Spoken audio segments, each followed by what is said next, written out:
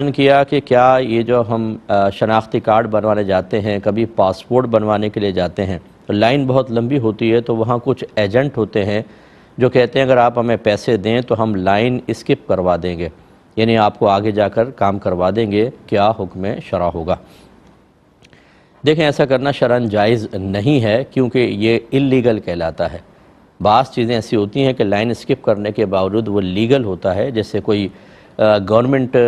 کی بڑی شخصیت ہوتی ہے تو اس کے لیے بعض اوقات جلدی کام کروا دیا جاتا ہے، تو اگر اس کو گورنمنٹ نے کوئی رعایت وغیرہ اس طرح کی دی ہو تو گنجائش نکل سکتی ہے، ورنہ عام حالات کے اندر لائن کو ہی جوائن کرنا چاہیے، اور اس طرح اگر کریں گے تو حق العبد تلف ہوگا۔